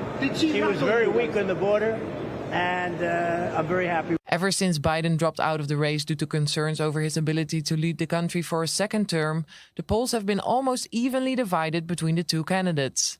With only 56 days until the election, this debate can be a game changer for the future of the United States. Well, for more, let's go to our senior U.S. correspondent, Mike Wagenheim in Washington. And Mike, Donald Trump's best debate, I think the consensus is it was not that. And it's not sure even on his points on Israel whether he picked up any support there, even though, of course, he's expressing positions that certainly have some backing in the U.S. These debates, Kalev, over the last, 8 years have been Trump's bread and butter. He has wiped the floor with Republican opponents, absolutely cleaned out all of the contenders one by one, smashing them to bits. His debates against Hillary Clinton, arguable who won those. Oh, obviously, he came out on top in the war that really mattered there. And then he knocked out the sitting president of the United States in the last debate. Trump and debates go hand in hand. He did not win that debate last night. I don't know anybody who can look at that in good faith and say in any way, shape, or form he won. Kamala Harris played that like a football game, and even though she's been unprepared to take on the media in any serious fashion, it's like she prepared like a football game. She had her playbook, and she read the defense and called the right play at the right time, came out with the right lines, and was prepared in just about every case to answer whatever Donald Trump threw. And really, in the reverse fashion, she tripped up Trump on every particular occasion that she could. She threw out those traps that really played to Trump's ego in terms of talking about rally size, in terms of talking about whether he could go one-on-one with, Vladimir Putin. She said Putin would eat him for lunch. Everything that really Trump could have done wrong in that particular debate, it seemed that he did. I think the biggest news coming out of the night was Taylor Swift's endorsement. I think that's really one of the few things that's going to move the needle in any significant direction. But if Kamala Harris was looking to kind of get the media narrative off her back, that she can't go one-on-one with Trump, that she's smaller in comparison politically in terms of narrative, I think that all went out the window. She showed she could hold her own with Trump. It'll be interesting now to see if Trump's willing to go to a second debate, and even if Kamala Harris wants to go to a second debate now, if she's willing to just take the W and move on and try to focus now on the ground game, so to speak, going forward. Right. There have been some early reports of Trump supposedly saying he doesn't want to do another debate, and perhaps understandable after that particular one the other night. Mike Wagenheim there in Washington, D.C. Thank you for that. I don't know how much this moves the needle, gentlemen. Uzi, if this may impact on the November election and maybe impact also on how Israel approaches things after November. I'm pretty bothered about... I don't know how good Trump is going actually to be when it comes to Israel. I mean, it's debatable because the guy is, very jumpy, so to speak. But when it comes to Kamala Harris, and I don't know, I'm pretty familiar with her career. All these words about intersectionality. Right. I think that Israel is in a real problem. Look at the slogans. Right. Two-state solution. Right. Israel has the right to exist and the right to protect itself. Well, this is the right. Same music we had actually until the 6th of Well, we're going to let you have the last word there, Professor Uzi Rabi. Zach Ganders, thank you for that. Thank you. Now, hundreds of demonstrators took to the streets of Tel Aviv last night demanding the government reach a hostage deal. Our Medios correspondent Ariel Osron has more on some of the images that came out about the fate of the hostages, how that's affecting the debate, and we warn you that some of these are disturbing. 10 days after their bodies were discovered by Israeli forces, the IDF released chilling footage of the terror tunnel in southern Gaza and the horrific conditions in which Hamas terrorists held the 6 Israeli hostages: Hersh Goldberg Polin, Eden Yerushalmi, Carmel Gat, Alexander Lubanov, Almog Sarusi, and Ori Danino, and where they were executed just a day before. The shaft leading to the underground tunnel was found in a children's bedroom in a home in Rafah's Tel Sultan neighborhood. The shaft goes down about 20 meters into the ground, using 4 separate ladders. There, It connects to a narrow tunnel with no rooms that is so low you can't stand up straight in it. The tunnel is about 120 meters long and ends in a blocked iron door. This short blocked part of the tunnel is where the hostages were held and murdered. In the tunnel, there are no air vents. It's extremely humid and difficult to breathe. The footage shows bottles of urine, a bucket used as a makeshift toilet, and a chessboard to pass the time. We know that between 2 to 6 terrorists were here with the hostages. We are gathering all the stuff here for forensics, for intelligence. We can see magazines, an AK-47 magazine, chargers, all used by the terrorists, Quran books, a hairbrush. We need to check who used it. But there were women here in the tunnel. This is their blood. This is the blood of Hirsch, Eden, Carmel, Ori, Almog, and Alex. They were heroes. As the footage was published, hundreds of protesters demonstrated in Tel Aviv, urging the government to reach a deal to free the hostages. The forum representing the families of the hostages said the video leaves no doubt that their loved ones suffered until their last breaths, and warned that the lives of the remaining hostages were hanging by a thread. I came here today to be the voice of 101 hostages and families. I no longer have the privilege to stand idly by, but I also, unfortunately, no longer have what to gain. I no longer have the strength to demonstrate with you, but I have the strength to speak to the hearts of those who may decide. The protests come as talks for a ceasefire and hostage release deal remain stalled, with mediators said to be divided over who is to blame for the failure to reach a deal. I'm convinced, based on what's on paper, what's already been agreed, that we're close. But does that mean that we'll get there? No, because there remain hard issues, and ultimately, people have to decide. Leaders have to decide. In an attempt to push for a breakthrough in the talks, a number of hostage families met with the Prime Minister of Qatar in Paris, alongside former War Cabinet member Benny Gantz.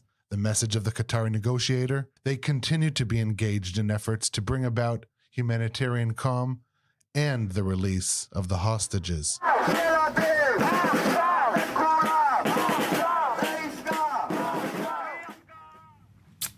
Now, early in the program, we did mention how farmers in Israel, especially in the north and southern reaches of the country, are struggling to keep their businesses afloat as foreign laborers who work in agriculture flee the country.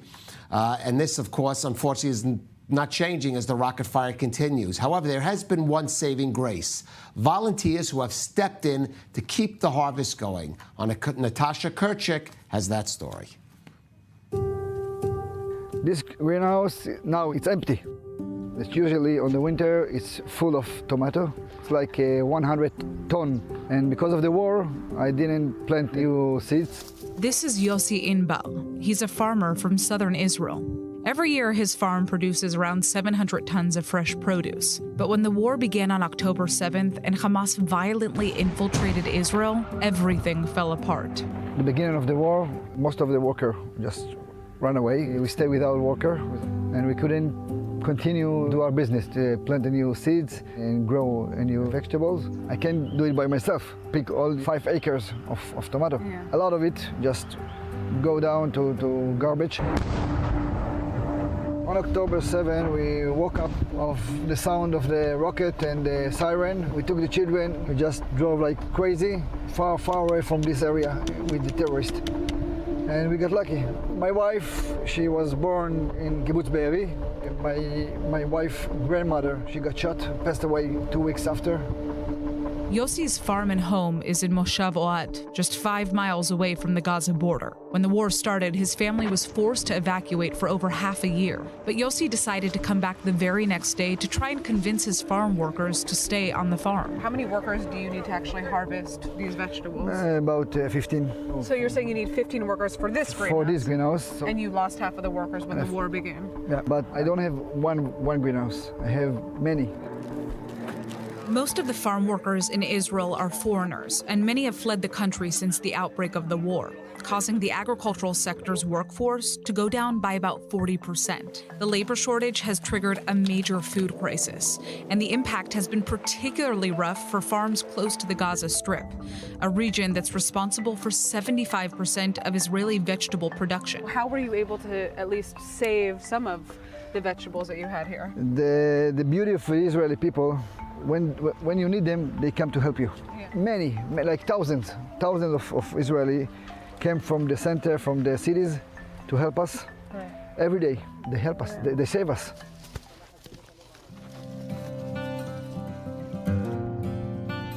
Nobody talks a lot about the impact that the war had on the farmers. They don't have any help. I try to come here once a week to pick up any vegetables they need or any kind of help they need.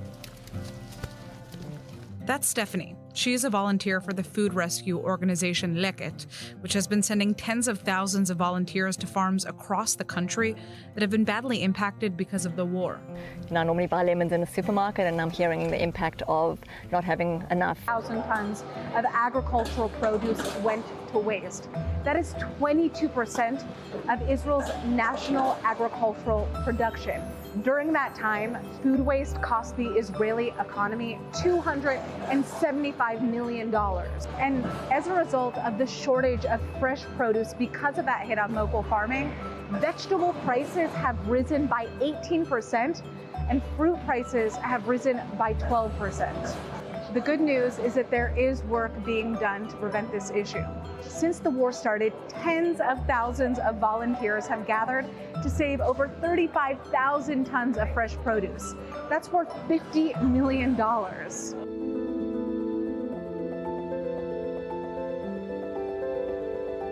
We're at the Leket warehouse. So all the produce that you see here has been picked by volunteers. It's going to be, of course, delivered to people in need. 300,000 people all over the country weekly. It's about 20% of the population in Israel suffers from some sort of food insecurity, and 20% is about 2 million people. Leket has been feeding the needy for over a decade by collecting and redistributing food that would otherwise be thrown away by farmers or restaurants. You see these are small avocados, and again it goes down to what the farmers can pick. If they have a grove of avocados that are ripe and ready to be picked and are the large size and the market will want them, that's what they're going to pick.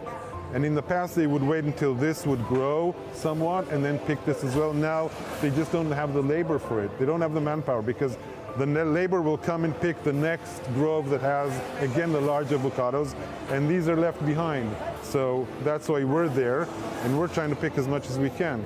This would have been thrown away. But there's another issue here. The fact that so much produce is left unharvested because of the war will affect Israel's long-term agricultural output. Trees that aren't properly pruned won't produce as much fruit in the next season.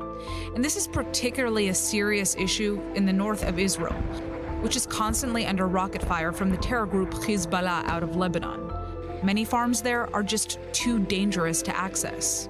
Most of the food grows in the north of the country. You can't reach the groves to just pick it. Do you have volunteers who are going to the north as well? Absolutely. We try not to bring them to areas there's immediate shelling, but you can't know. From what I heard from farmers that we spoke to, that I've met, they're saying only about 70% will go back. Who's going to farm the land? Leket has been doing everything it can to try and support local farmers, even providing them with financial grants to cover their losses, since many say that they feel completely abandoned by the Israeli government. But even so, the looming question is whether or not the Israeli farming industry will ever be able to go back to what it once was. Farmers are cutting down because they're not sure if they can pick or not, because that's the most labor-intensive part of their work. So they're saying instead of growing a plot of, 100 dunams, I'll do 40 dunams. Prices are skyrocketing anyway. I'll probably make the same money. And all balances at the end of the day on economics. But luckily for Israel, economics aren't the only issue that matter to local farmers. And many, like Yossi, say they won't abandon ship, no matter what happens. As a farmer, it's my responsibility for the country of Israel, for the people of Israel, to supply them the vegetable. They count on us, and we never give up. Although the war is still going on, it's the only country we have. We need to take care of it.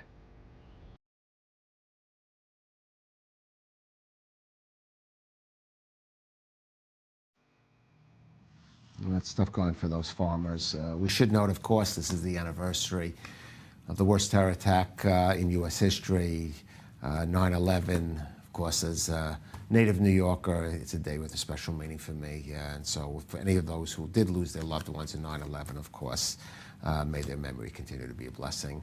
Thank you for joining us on this edition of The Rundown. Of course, you can continue to follow I-24 News on its website or various social media platforms. We'll be back tomorrow with a new program. In the meantime, let's see the hostages home safe and sound as soon as possible in any way possible. Thanks for joining us, and if you can, catch The Rundown.